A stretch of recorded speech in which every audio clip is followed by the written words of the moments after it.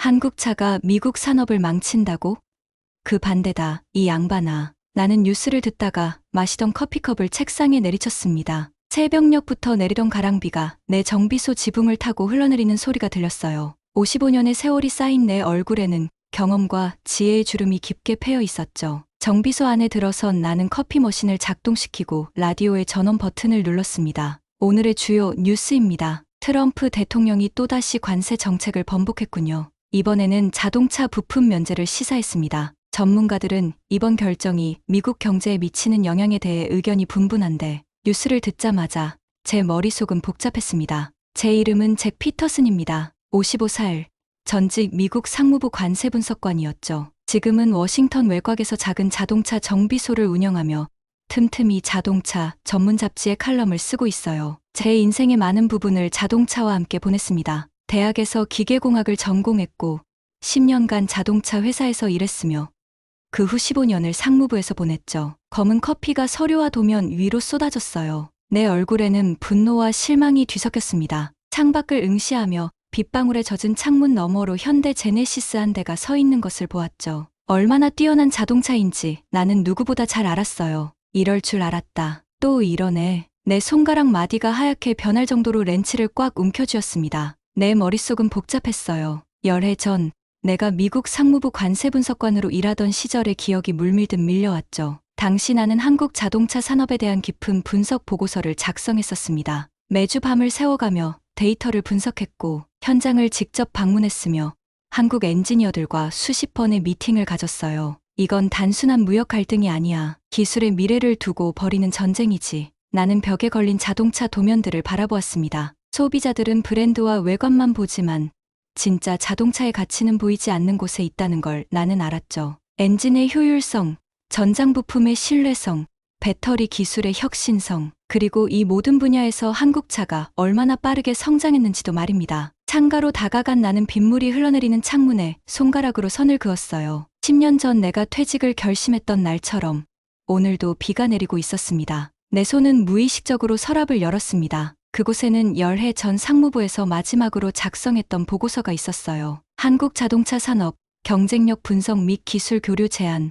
무려 300페이지가 넘는 방대한 자료였죠. 내 인생의 마지막 공직 프로젝트였습니다. 그때 난 알았습니다. 한국 자동차의 위대함을요. 커피가 쏟아진 서류들을 닦으며 과거로 돌아갔어요. 2014년 나는 한국 울산에 있는 현대자동차 공장을 방문했었습니다. 자동화된 생산 라인, 품질 검사 시스템, 연구개발 시설을 둘러보았죠. 미국 상무부 대표단 중 유일하게 자동차 전문가였던 나는 보이지 않는 혁신을 발견했습니다. 세계 최대 규모의 단일 자동차 공장이라고 했죠. 나를 안내하던 김 부장의 말이 귀에 울렸어요. 공장 내부로 들어서자 로봇팔이 정확하게 움직이며 차체를 조립하는 모습이 눈앞에 펼쳐졌습니다. 자동화율이 95%에 달한다고 했죠. 미국 디트로이트의 공장들보다 훨씬 앞서 있었어요. 특히 놀라웠던 건 품질 검사 시스템이었습니다. 레이저 측정기로 미세한 오차까지 잡아내는 기술은 당시 미국에서도 보기 힘든 수준이었죠. 이건 우리가 개발한 스마트 팩토리 시스템입니다. 불량률이 10만 분의 3 이하로 떨어졌어요. 김 부장의 설명에 나는 메모를 하느라 바빴습니다. 그때 옆에 있던 다른 대표 단원이 내게 속삭였어요.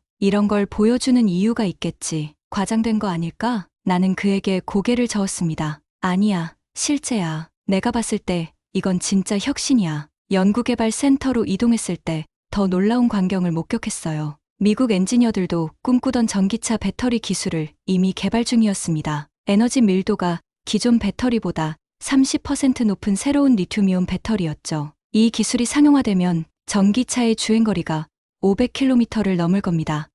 김 부장이 자랑스럽게 말했어요. 당시에는 테슬라조차 그런 수준에 도달하지 못했던 때였습니다. 나는 그 자리에서 미래를 보고 있었죠. 울산을 떠나기 전날 밤, 김 부장과 소주를 마시며 깊은 대화를 나눴어요. 그는 한국 자동차 산업의 비전을 열정적으로 설명했습니다. 피터슨 씨, 우리는 단순히 자동차를 만드는 것이 아닙니다. 미래 모빌리티를 재정의하고 있어요. 수소차, 자율주행, 커넥티드 카, 이 모든 기술을 실현할 준비가 되어 있습니다. 그날 밤 호텔로 돌아와 보고서 초안을 쓰기 시작했어요. 미국은 한국을 단순한 경쟁자가 아닌 기술 파트너로 봐야 한다라고 썼죠. 도요타도 폭스바겐도 긴장하더군. 하지만 지금 미국 정부는 이를 무시하고 있다. 워싱턴으로 돌아온 후 내 보고서는 상부에서 너무 친한국적이라는 비판을 받았습니다. 그들이 원했던 건 한국 자동차의 약점을 지적하는 내용이었죠. 하지만 나는 사실만을 썼어요. 그리고 그 사실은 한국이 이미 우리를 앞서가고 있다는 것이었습니다.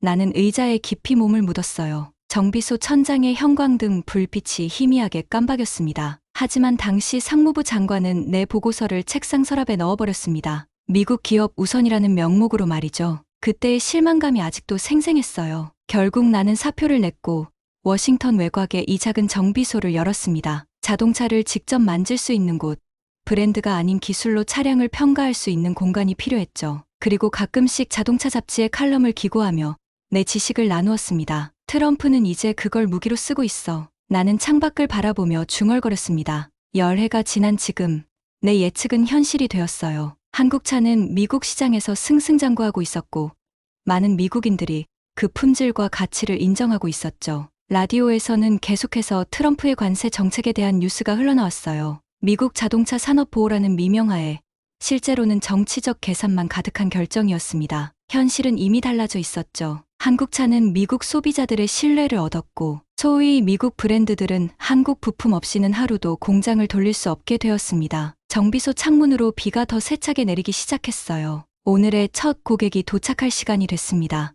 나는 툴박스에서 도구들을 꺼내며 한숨을 내쉬었죠. 이제 상무부 분석관이 아닌 정비공으로서 나는 매일 한국차의 품질을 직접 확인하고 있었습니다. 그리고 그것은 내가 열해 전에 예측했던 것보다 훨씬 더 뛰어났어요. 정책은 바뀔 수 있어도 기술의 진실은 바뀌지 않아. 정비소 문이 열리고 첫 고객이 들어왔습니다. 흰 현대 산타페를 모는 페레즈 부부였어요. 멕시코계 이민자인 이 부부는 제 단골 고객이었죠. 잭, 오늘도 일찍 오셨네요. 호세 페레즈가 웃으며 말했습니다. 항상 그렇죠. 차 상태는 어떠세요? 나는 손에 묻은 기름을 수건으로 닦으며 물었어요. 마리아 페레즈가 걱정스러운 표정으로 말했습니다. 요즘 엔진에서 이상한 소리가 나요. 그런데 더 걱정되는 건 다른 거예요. 뉴스 들으셨나요? 우리 차에 들어가는 부품 때문에. 관세 이야기 말씀이시죠? 내가 고개를 끄덕였어요. 호세가 한숨을 쉬었습니다. 우리 가족은 캐나다 공장에서 온 부품 때문에 걱정이에요. 이제 미국에서만 조립해야 한다면서요? 수리비가 더 오를까봐 내 마음이 무거워졌어요. 이것이 바로 정책 변화가 실제 사람들의 삶에 미치는 영향이었습니다. 복잡한 무역 협상과 정치적 계산은 결국 호세와 마리아 같은 평범한 사람들의 지갑을 직접 건드리는 문제였죠. 걱정 마세요. 제가 최선을 다해 비용을 낮게 유지해 드릴게요. 내가 약속했습니다. 그들이 떠난 후 나는 산타페의 후드를 열었어요. 현대의 감마 엔진은 정말 아름다운 작품이었습니다. 효율성, 내구성, 성능, 모든 면에서 뛰어났죠. 미국 브랜드들이 이만한 엔진을 만들려면 얼마나 더 많은 연구개발비를 투자해야 할까요? 정비를 하는 동안 휴대전화가 울렸어요. 발신자 확인을 보니 스티브 윌킨스, 상무부 시절 내 동료였습니다. 12해 만의 연락이었죠. 잭, 오랜만이네. 스티브의 목소리가 들렸습니다. 스티브, 이게 얼마만이야? 갑자기 왜? 나는 렌치를 내려놓고 물었어요. 트럼프의 새 정책 들었지? 내가 생각나더라고. 10년 전 내가 그 한국차 보고서를 썼을 때 우리가 더 귀 기울였어야 했나 봐. 내 가슴이 뛰었습니다. 누군가 마침내 알아준 것 같은 기분이었어요. 하지만 스티브의 다음 말에 그 느낌은 사라졌죠. 하지만 지금은 국익이 최우선이야, 잭. 중국도 그렇고 우리도 강경하게 나갈 수밖에 없어. 나는 깊은 숨을 들이마셨습니다. 국익. 미국 소비자와 노동자의 이익은 계산에 넣지도 않았군. 한국 부품 덕에 우리가 살아난 걸 잊었나? 전화기를 내려놓은 후 나는 산타페의 엔진룸을 다시 들여다보았습니다. 스티브의 말이 머릿속에서 맴돌았어요. 국익이라. 하지만 진정한 국익은 무엇일까요? 단기적인 정치적 이득인가? 아니면 장기적인 기술 발전과 소비자 이익인가? 이걸 좀 봐. 내가 중얼거렸습니다. 이렇게 정교한 설계를 왜 못 알아보는 거지? 산타페의 엔진 컨트롤 유닛을 살펴보니 한국의 기술력이 더욱 확실히 느껴졌어요. 10년 전 내가 울산에서 본 연구소의 청사진이 현실화된 제품이었죠. 당시에는 종이 위의 계획에 불과했던 기술이 이제 미국 도로를 달리는 차량 속에 담겨 있었습니다. 정비를 마치고 나서 컴퓨터 앞에 앉았어요. 오늘의 뉴스를 더 자세히 확인하고 싶었습니다. 브라우저를 열자 월스트리트 저널 헤드라인이 눈에 들어왔죠. 트럼프 대통령의 관세 유예 발언에 자동차 관련주 급등, 현대기아차 미국 주가 15% 상승, 나는 뉴욕 증시 차트를 열심히 들여다보았어요. 자동차 관련 주식이 모두 급등하고 있었습니다. 표면적으로는 트럼프의 유해 검토 발언 덕분이었죠. 하지만 나는 진짜 원인을 알고 있었습니다. 정치적 발언보다 더 깊은 곳에 진실이 있지. 증시의 움직임 뒤에는 한국산 엔진, 배터리, 전장 기술의 우수성이 자리 잡고 있었어요. 시장은 항상 실체를 알아보기 마련입니다. 트럼프가 아무리 말장난을 해도 투자자들은 한국 자동차 기업들의 가치를 이미 인정하고 있었죠. 내 책상 위 태블릿을 집어들었습니다. 최신 자동차 산업 분석 보고서를 열어보았어요. 그림이 점점 더 뚜렷해지고 있었죠. 한국산 전기차 배터리는 이미 세계 시장의 30%를 점유하고 있었고, 자율주행 기술 특허 출원에서도 미국과 어깨를 나란히 하고 있었습니다. 정치가 기술을 넘을 순 없어. 결국엔 기술이 이긴다. 나는 창밖을 바라보며 중얼거렸어요. 비가 그치고 햇살이 비치기 시작했습니다. 마치 내 마음속 모습을 반영하는 것 같았죠. 분노와 실망 너머에는 확신이 있었습니다. 진실은 언젠가 모두에게 드러나게 마련이라는 확신이었어요. 휴대전화로 몇 장의 사진을 찍었습니다. 산타페의 엔진룸, 특히 복잡한 전자장치 부분을 클로즈업했어요. 오래전 중단했던 자동차 칼럼을 다시 쓸 생각이 불현듯 떠올랐습니다. 제목은 이미 머릿속에 있었죠. 트럼프가 못 본 한국차의 진실. 타자기처럼 두드리는 키보드 소리가 정비소에 울렸어요. 글쓰기 근육이 다시 깨어나는 느낌이었습니다. 열해 동안 쌓인 경험과 관찰, 그리고 오늘의 화려한 증시 데이터를 엮어 이야기를 풀어나갔죠. 구체적인 기술 설명과 실제 정비 경험을 토대로 한 진솔한 글이었습니다. 마지막 문장을 입력하던 순간 정비소 문이 다시 열렸어요. 오후 예약 고객인 톰 밀러가 그의 현대 소나타를 몰고 들어왔습니다. 톰은 오랫동안 미국 브랜드 차량만 고집하다가 최근에 소나타로 갈아탄 노년의 퇴역 군인이었죠. 잭, 이 차가 날 놀라게 해. 30년 동안 포드만 타다가 처음으로 브랜드를 바꿨는데 후회가 없어. 나는 미소를 지었습니다. 말씀드렸잖아요, 톰. 직접 경험해보시면 알게 될 거라고요. 그날 저녁 나는 창가에 앉아 노트북으로 최신 자동차 업계 뉴스를 살펴보고 있었습니다. 어둠이 내린 정비소 창문에 내 모습이 비쳤어요. 칼럼 초안을 마무리하고 저장 버튼을 눌렀죠. 10년 만에 쓴 글이었지만 손가락은 기억하고 있었습니다. 오늘 증시에서 현대기아차 주가가 급등했습니다. 전문가들은 트럼프 대통령의 관세 유예 발언이 주된 요인이라고 분석하고 있지만 TV에서 나오는 경제 뉴스를 들으며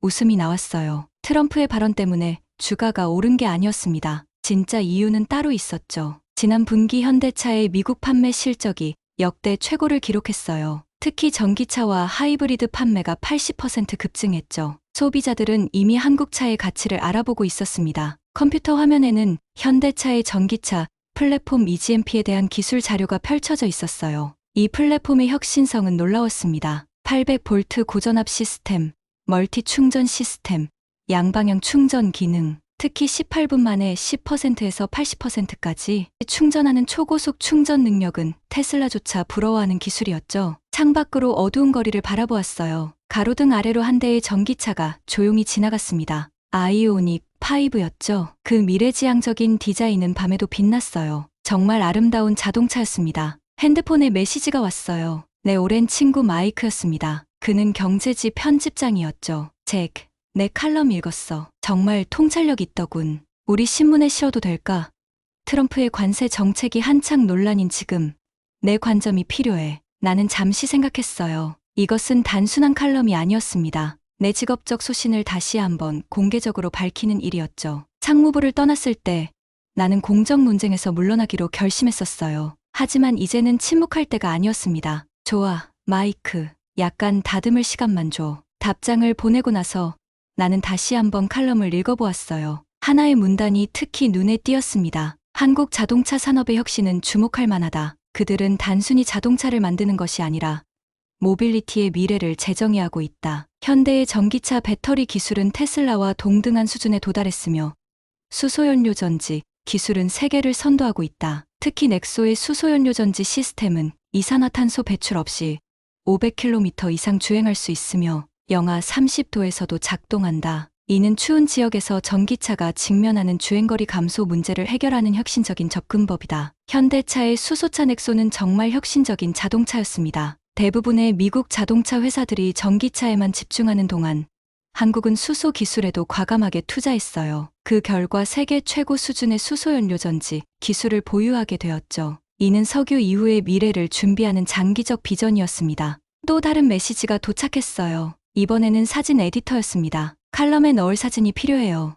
혹시 현대차의 최신 기술을 보여주는 이미지가 있으신가요? 나는 오늘 찍은 산타페 엔진룸 사진들을 보냈어요. 그리고 마지막으로 10년 전 내가 울산에서 찍은 한 장의 사진을 첨부했습니다. 당시 현대차 연구소에서 개발 중이던 전기차 배터리 프로토타입이었죠. 그 프로토타입이 지금은 아이오닉 시리즈의 핵심 기술이 되었습니다. 잠시 생각에 잠겼다가 노트북으로 최신 자동차 업계 뉴스를 살펴보았습니다. 자동차 혁명이 가속화되고 있습니다. 현대차 그룹, 전기차 전용 플랫폼으로 미국 시장 공략 본격화. 뉴스 헤드라인이 화면에 떠올랐어요. 마우스를 클릭해 기사를 더 읽어내려갔습니다. 현대의 전기차 플랫폼, EGMP에 대한 상세한 설명이 이어졌죠. 배터리 배치, 모터 효율성, 충전 속도, 모든 지표가 인상적이었어요. 무엇보다도 놀라운 것은 이 모든 기술이 내가 울산에서 봤던 청사진에서 시작되었다는 사실이었습니다. 그들은 정말로 해냈군.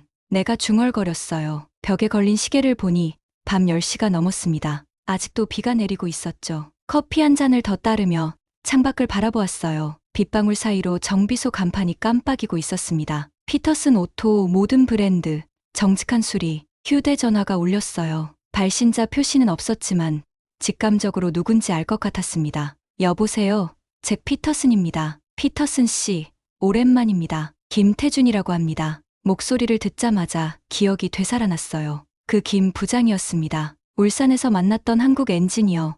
이제는 현대자동차 미국 법인의 기술총괄 부사장이 되어 있었죠. 김 부장님, 아니, 이제는 부사장님이라고 불러야겠네요. 정말 반갑습니다. 내가 놀라움을 감추지 못하고 말했어요. 김 부사장의 목소리에는 따뜻함이 담겨 있었습니다. 어제 월스트리트 저널에서 당신의 칼럼을 읽었습니다. 트럼프가 못 본 한국차의 진실, 정말 감동적이었어요. 나는 의자에 더 깊이 몸을 기댔습니다. 10년 전, 나 혼자만 보고 믿었던 한국 자동차의 잠재력이 이제는 세계가 인정하는 현실이 되었어요. 그리고 그 여정을 지켜봤던 두 사람이 다시 연결된 것이었죠. 내가 10년 전 보고서에 썼던 내용이 모두 현실이 되었더군요. 축하드립니다. 내가 진심을 담아 말했습니다. 김 부사장이 웃음을 터뜨렸어요. 그때 피터슨 씨가 우리 배터리 연구실을 보고 한 말을 아직도 기억합니다. 이건 미래다라고 하셨죠. 당신의 그 말이 우리 연구팀에게 큰 힘이 되었어요. 우리는 한참 동안 이야기를 나눴습니다. 자동차 기술의 발전,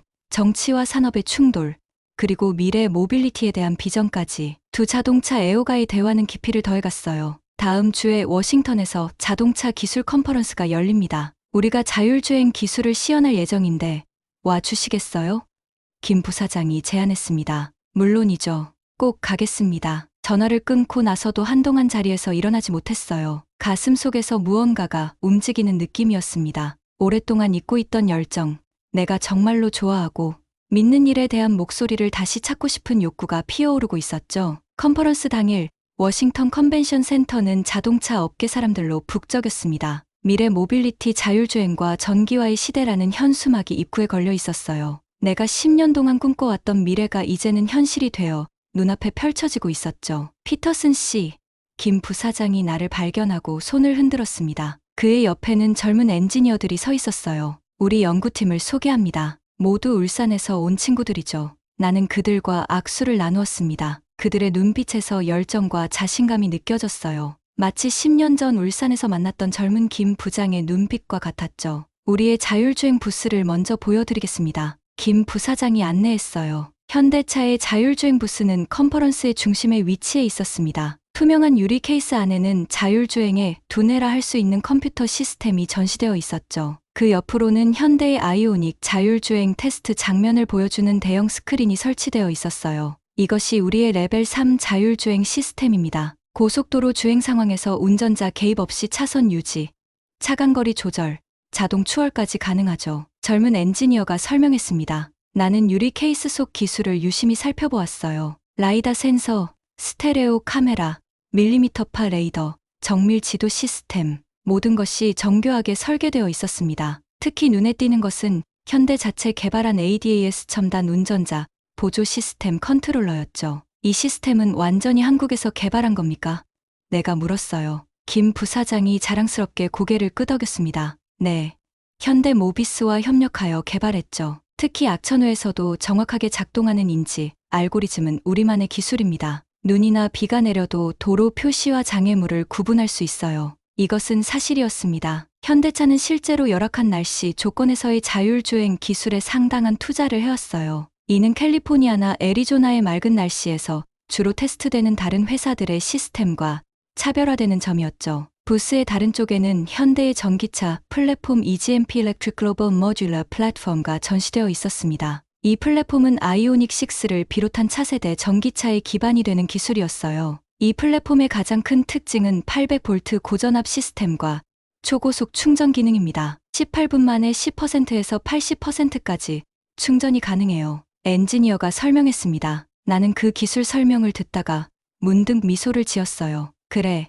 내가 떠난 10년 동안 이 친구들은 멈추지 않았군. 특히 인상적이었던 것은 양방향 충전 기술이었습니다. VEL 기능을 통해 전기차가 외부 기기나 심지어 다른 전기차까지 충전할 수 있다는 점이었어요. 재난 상황이나 오지에서의 활용 가능성을 보여주는 혁신적인 접근이었습니다. 부스 안을 더 둘러보는 동안 옆에서 들려오는 대화가 내 귀에 들어왔습니다. 미국 자동차 제조사 임원들로 보이는 사람들이 현대차의 전시를 살펴보며 낮은 목소리로 이야기하고 있었어요. 이 EGMP 플랫폼의 에너지 효율성은 정말 놀랍군. 우리 시스템보다 주행거리가 15% 이상 길어. 배터리 열관리 시스템도 우수해. 특히 저온에서의 성능 저하가 훨씬 적어. 내 가슴이 뛰었습니다. 이것이 바로 내가 10년 전 보고서에서 주장했던 내용이었어요. 한국과의 기술 협력은 선택이 아닌 필수라고 말이죠. 이제야 그들도 알아차리기 시작한 것 같았습니다. 컨퍼런스를 돌아다니며 다양한 기업의 전시를 보았어요. 테슬라,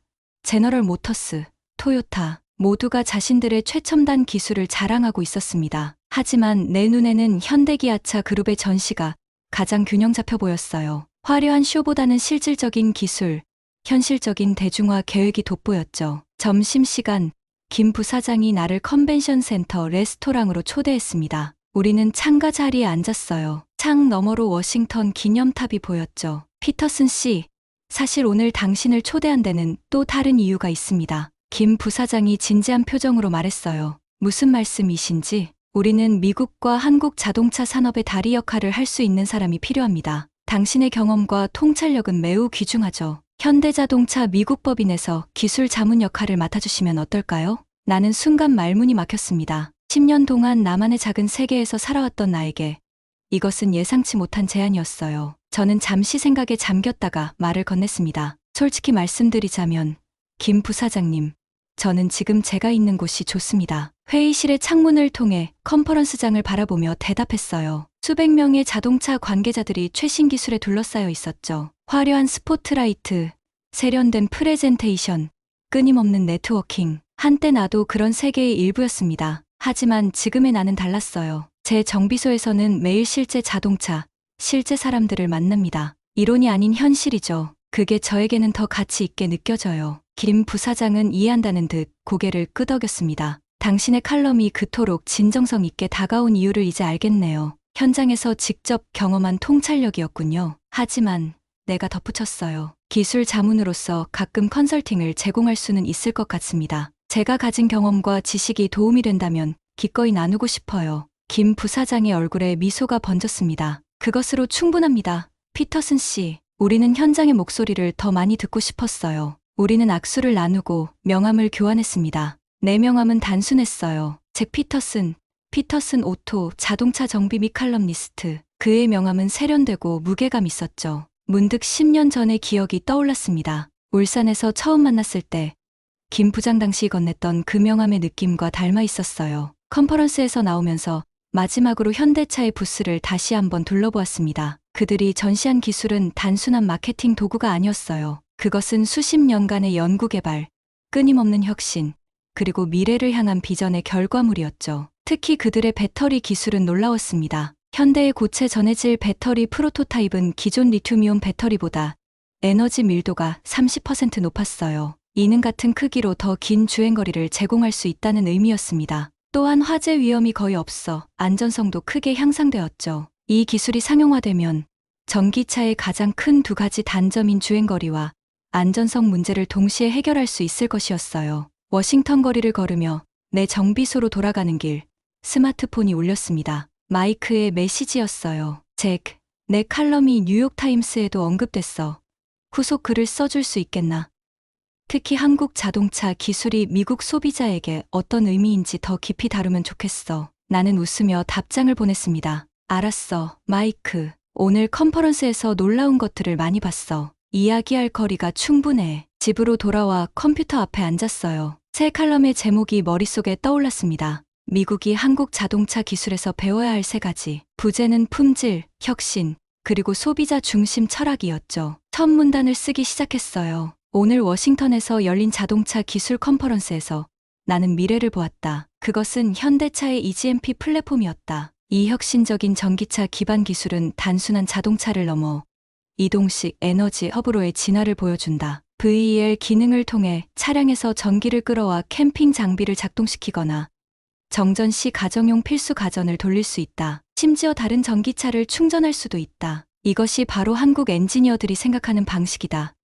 단순히 문제를 해결하는 것을 넘어 새로운 가능성을 창조한다. 키보드를 두드리며 나는 오늘 본 기술들의 의미를 곱씹었어요. 이것은 단순한 기술 발전이 아니었습니다. 이동성에 대한 우리의 개념을 완전히 재정의하는 혁명이었죠. 다음 날 아침, 내 정비소 앞에 한 대의 차가 멈춰 섰습니다. 처음 보는 현대 아이오닉 6였어요. 유선형의 세련된 디자인이 아침 햇살에 반짝였죠. 차에서 내린 사람은 나의 오랜 고객인 존 마틴이었습니다. 그는 30년 동안 미국 브랜드 차량만 고집해온 사람이었어요. 잭, 내 새 차 어때?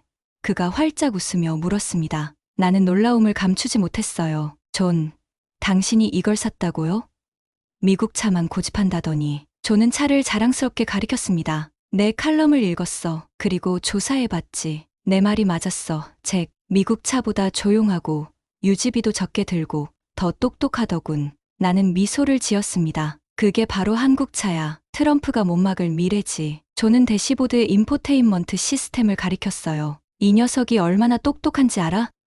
음성 명령으로 거의 모든 걸 제어할 수 있어. 게다가 OTA 업데이트로 계속 새로워진다니까. OTA 업데이트는 현대차의 또 다른 강점이었습니다. 스마트폰처럼 소프트웨어가 자동으로 업그레이드되어 새로운 기능이 추가되고 버그가 수정되는 시스템이었죠. 이것은 자동차를 단순한 기계에서 계속 발전하는 스마트 디바이스로 변모시켰어요. 전기차라 배터리 걱정도 했는데 급속 충전이 정말 빠르더라고. 15분이면 80%까지 충전된다니 믿을 수 있어? 나는 고개를 끄덕였습니다. 그들의 800V 시스템 덕분이야. 대부분의 전기차가 400V 시스템을 사용하는데 현대는 한 단계 더 나아갔지. 존의 아이오닉 6 후드를 열고 내부를 살펴보았어요. 전통적인 엔진 대신 정교한 전기 모터와 파워 일렉트로닉스가 자리하고 있었습니다. 모든 것이 완벽하게 정돈되어 있었죠. 현대의 엔지니어링 철학이 그대로 드러나는 부분이었어요. 자네 덕분에 나 같은 노인네도 미래를 받아들이게 됐어.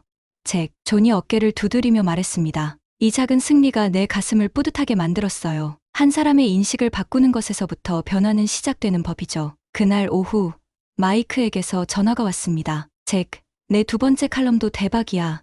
여러 정치인들이 반응을 보이고 있어. 심지어 상무부에서도 비공식적으로 연락이 왔다던데. 정말. 어떤 반응이었어?